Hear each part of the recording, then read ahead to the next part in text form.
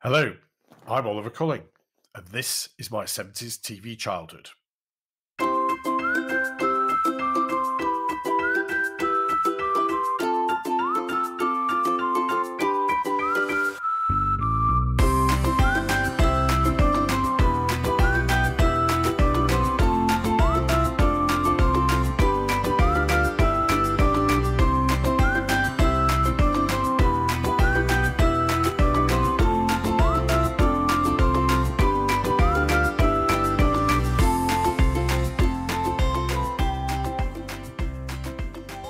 Hello again, and welcome back to my 70s TV childhood. A particularly big welcome if you're listening for the first time. If you like what you hear in the next half hour or so, don't forget you can catch up and never miss a future episode by subscribing to the podcast at Apple Podcasts, Google Podcasts, Spotify, Amazon Music, or wherever else you normally source your podcasts. As usual, big thank you for sharing your thoughts and comments with me. I'm so pleased that you keep in touch, as without you, I wouldn't have a show, so thank you. Comments I've received this week include lots of you entering the Swap Shop versus Tiswas debate, where there's a clear preference for Tiswas emerging, and also for your contributions to the similar Blue Peter against Magpie question. It seems though that many of you agree with David from Australia on this one, in that you really wanted to like Magpie better and therefore appear to be cool and hip, but that you actually enjoy Blue Peter much more and can only really admit to that now. I suspect that debate is going to run and run. I've also had some feedback on our recent episode featuring Tim Worthington and I discussing the Sunday Gang. Some of you feel that we painted too bleak a picture of Sunday broadcasting and, in particular, ignored a mainstay of the BBC's Sunday schedules, which many of you seem to have loved, the Sunday classic serial. Well, sorry for neglecting that. Those serials were a big part of my and my family's Sunday viewing, so this episode will try and put that right. My mother was an English teacher and a great authority on Dickens, Thomas Hardy and the Brontes. She used to give lectures on them to various groups in Warrington and beyond, and developed quite a reputation as an entertaining and very knowledgeable speaker on those authors. She was always interested in learning more about her literary heroes and heroines, so was delighted when my father agreed that our annual family holiday was to be in Dorset in 1974. It was her big chance to follow in the footsteps of one of her most admired authors. So the rest of us were condemned to spend a week following the Thomas Hardy Trail, which took us all around the county, visiting places and landmarks which played significant parts in some of Thomas Hardy's Wessex-based novels. My mother didn't drive, not an unusual thing in the 70s, where, often than not, each household had no more than one car, which was exclusively used by the men of the house. And so often, with discussions in this series, things really were a bit different in the 70s. Well, the upshot of this was, when we were in Dorset, we drove around lots of country lanes, stopping every now and again at a stone bench, which might have been one Hardy mentions a character sitting on in The Mayor of Casterbridge, or to look at a bollard upon which someone in June the Obscure swears an oath, or something like that, I don't quite remember. My mother was delighted by the whole experience. The rest of the family, especially me, aged 7, were not. I was absolutely bored rigid. In time, though, I came to appreciate the storytelling of classic authors, but not necessarily the way you might imagine. As I'm amongst friends, I have a confession to make. Now, I hope my English teachers aren't listening to this episode, as I need to share a secret with you. Don't tell anyone. But I haven't read half as many of the great literary classics as I might appear to have done. I can engage in detailed discussions on the works of Charles Dickens, Jane Austen, the Brontes, and Thomas Hardy. I can even do a reasonable job on James Fenimore Cooper. But the truth is, I haven't read that many of their works. So how can I converse with such authority on their works? Well, for those I haven't read, the gaps were often filled by the BBC's classic serial, which used to be broadcast around 5 or 6 p.m. on Sunday afternoons in the UK. These were a real TV event and provided high-quality productions of some of the great literary masterpieces. One of the first ones I remember was an adaptation of Last of the Mohicans, which made a huge impression on me and helped me see beyond the simple stereotypes of cowboys and Indians that I'd seen on other TV programmes. Others I remember were David Copperfield, with Arthur Lowe as Mister Micawber, and a version of The Eagle of the Ninth by Rosemary Sutcliffe, which was compelling whilst being really quite terrifying. It wasn't the only one which children found to be frightening. This was the only time on a Sunday when our family watched TV together, with our Sunday tea, which for those not from the north was usually a sandwich and a piece of cake. We all enjoyed the programmes, which managed to convey complicated stories in a way which was enjoyable and appreciated by all the family, however old they were. Those behind most of the serials had got this down to a fine art, and even now I must congratulate them for their work. I can relate the plot of David Copperfield, which I haven't read, better than that of A Tale of Two Cities, which I have. So thank you for providing such a useful part of my literary education. Do you remember the Sunday tea time serials? And if so, which were your favourites? Let me know on our blog at www.my70stvchildhood.com, tweet at 70stvchildhood, or email me, oliver@my70stvchildhood.com.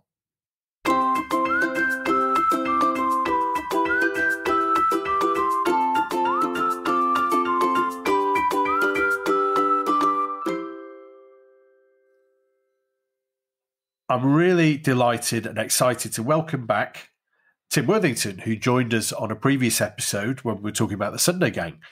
Tim, welcome back to My 70s TV Childhood. Hello again. Tim, I just remind you, is a writer, broadcaster, and all-round expert on popular culture. Written several books, but particularly I've mentioned he's the host of the fabulous Looks Unfamiliar podcast, which remembers the things that others don't. And as mentioned in our previous episode, Tim's also, and he'll probably not like me saying this, the BBC's go-to man for the clangers. It's going to follow you around for the rest of your life, I dare say. Thanks for joining us again, Tim. Really good to have you here. We're talking about the BBC classic serials on a Sunday afternoon. And this is something I remember vividly from my childhood. It was the first time that I came across anything like Dickens or any of the other classic authors that were featured there. But they also had some, I seem to remember some children's ones. So I think Nesbit, some of those adaptations. But one that particularly want to talk to you about is their adaptation of Pinocchio that they did on the 70s. I was a big fan of the film, the Disney film, but it was a very Disneyfied version of the story. And I do remember that this one wasn't quite so cutesy as a Disney one. Absolutely not. I mean, we'll come back to, I was absolutely petrified of it, and it seemed unfair because, I mean, a bit of background to the Sunday classics. There were family dramas kind of in about the 6 p.m. slot, I think, where, like you say, a lot of them would be literary adaptations. And as I got older, it became a bit more interesting to me because there's a lot of crossover with Doctor Who. Like, quite often, people who worked on that would go on to work on Sunday Classics, take a lot of the cast with them. You know, things like Tom Baker, for example, was Sherlock Holmes when they did The Hound of the Baskervilles, because some of the production team who worked with him were working on that as well. He wasn't a very good Sherlock Holmes, but I think he admits that himself. But when you were very young, there wasn't much else entertaining on a Sunday because, you know, you think of, there were a couple of kids' programs on early in the morning, and then you'd have things like the sort of things they couldn't really put anywhere else in the week, like foreign language instruction programs, which were sometimes interesting in their own way, sometimes weren't. Programs about the economy or arts and crafts or political roundups or States of Mind with Jonathan Miller, which is a really weird, creepy thing about mental disorders, where it's him in a big swivel chair talking to another man in a swivel chair. Weekend World on ITV, the big political discussion. Occasionally you get something like, I remember being obsessed with, there was I think it was either Australian or from New Zealand, but a series called The Lost Islands, where it was about some child prodigies that had been on around the world sailing trip, and they got shipwrecked and some of them washed up on this kind of weird, mysterious, quasi-medieval island where the residents did not like these strangers washing up on the shore. And it was very rare you get something like that, though. Mostly it was incredibly dull stuff, or, that wasn't intended for you. It was things like This Is Your Right, or impenetrable quiz shows like Cabbages and Kings, which my only memory of that is that it was always Giles Brandon laughing at somebody saying the boy stood on the burning deck, that sort of thing. And later on the Sunday, there'd be things that you couldn't stay up for, like That's Life, and some of the comedy shows like Agony and Spitting Image, obviously later on.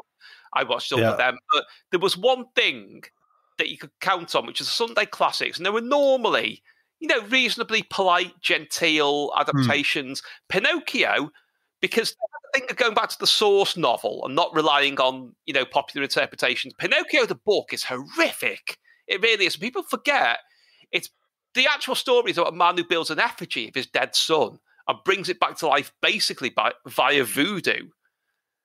And the book is about this puppet boy being maltreated, being stolen from, being actually turned into a donkey and exploited, sold to a circus. And what made it worse than them just relying on that was that they had an actual puppet, and a really roughly created puppet, that looked like somebody had just cobbled it together in, an overpowering wash of grief, a really horrible, scratchy, splintery thing with a screechy voice, walking around amongst, well, let's say actual humans, but things like Mr. Fox and Mr. Cat had, the relevant animal makeup and heads on.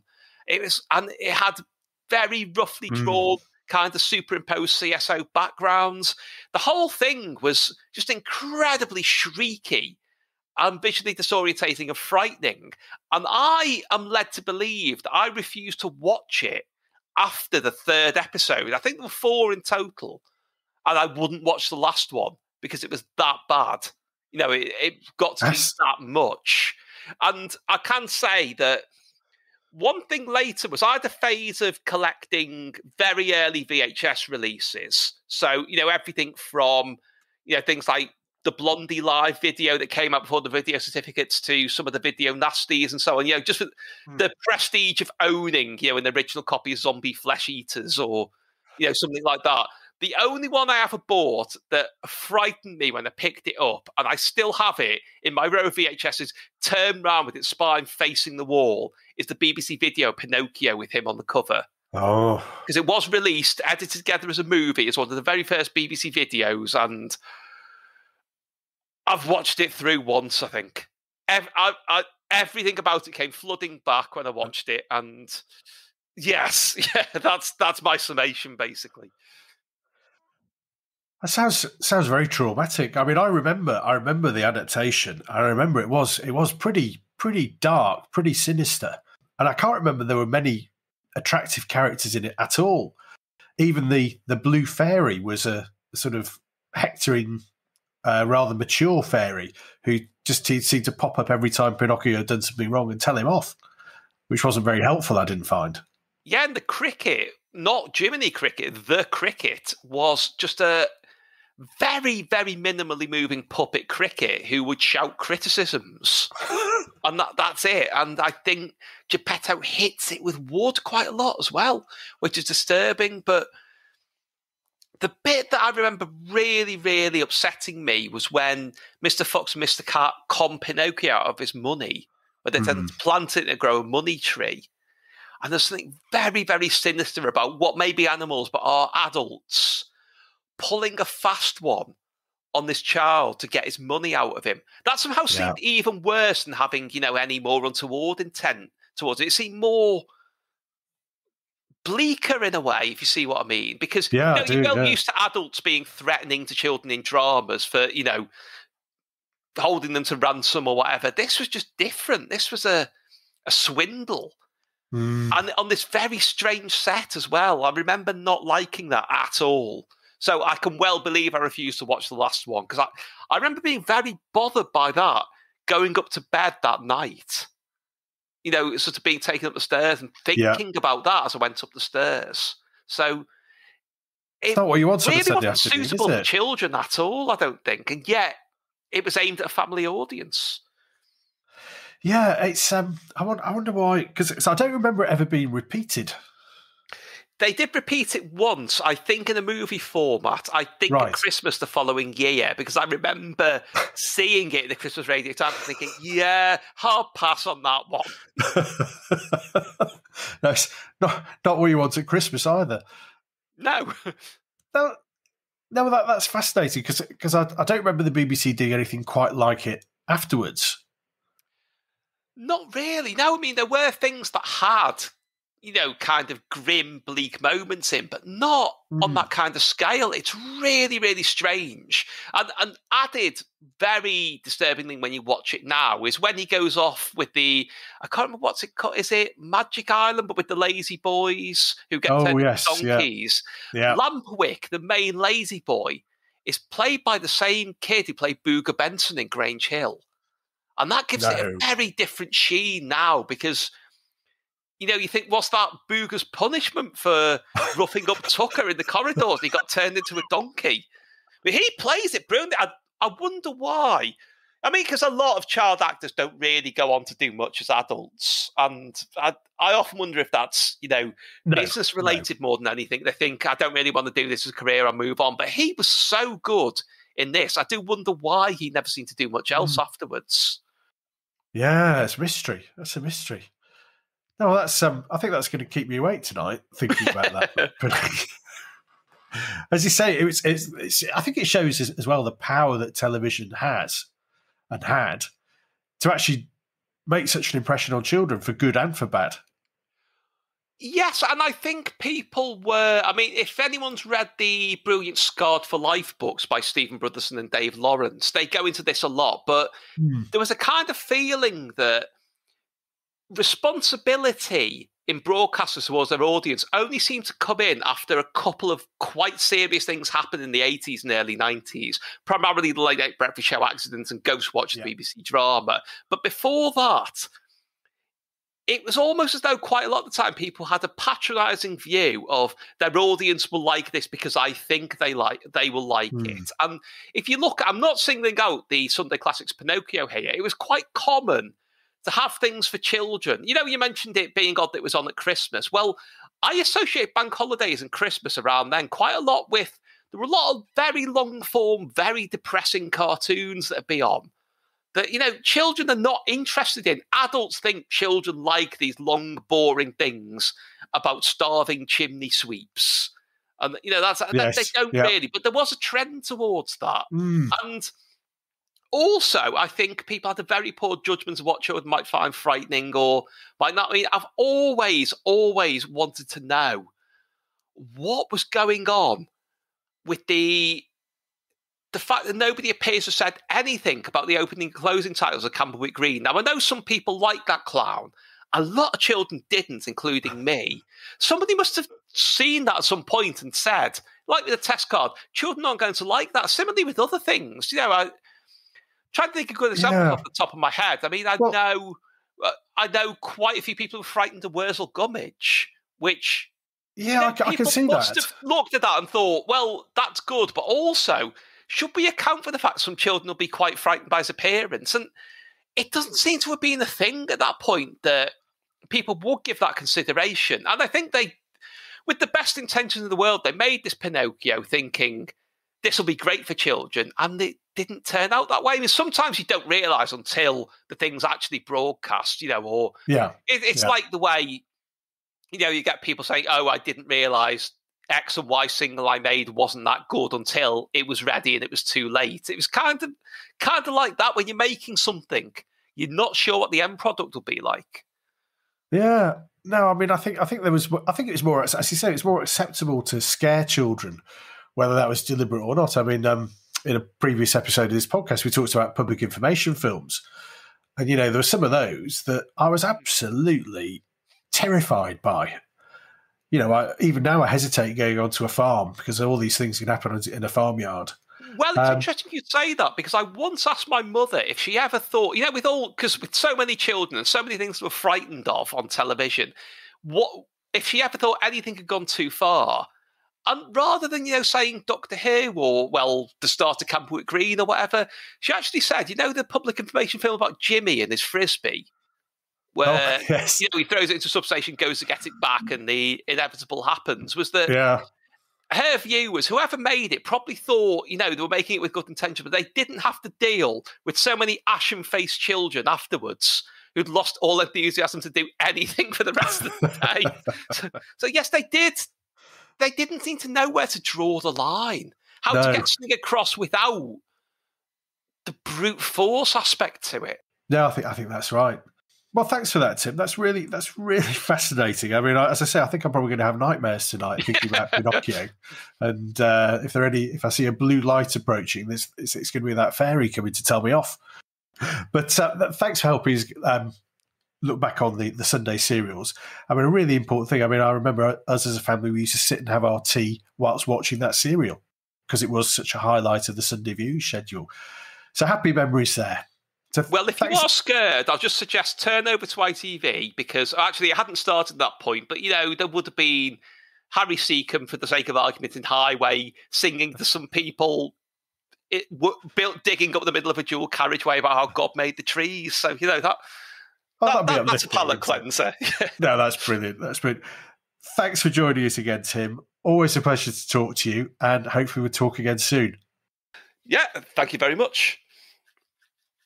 Thank you so much, Tim, for joining us once again and reminding us of the, frankly, quite disturbing tale of Pinocchio as brought to life by the BBC in the late 1970s. I'm sure that you weren't alone in finding the whole thing far too scary. And I hope we've all enjoyed harking back to those days of the BBC's Sunday afternoon classic serials. That's about it from me for this edition. Thank you for joining me for another trip back in time. And I really look forward to seeing you again soon for more from my 70s TV childhood.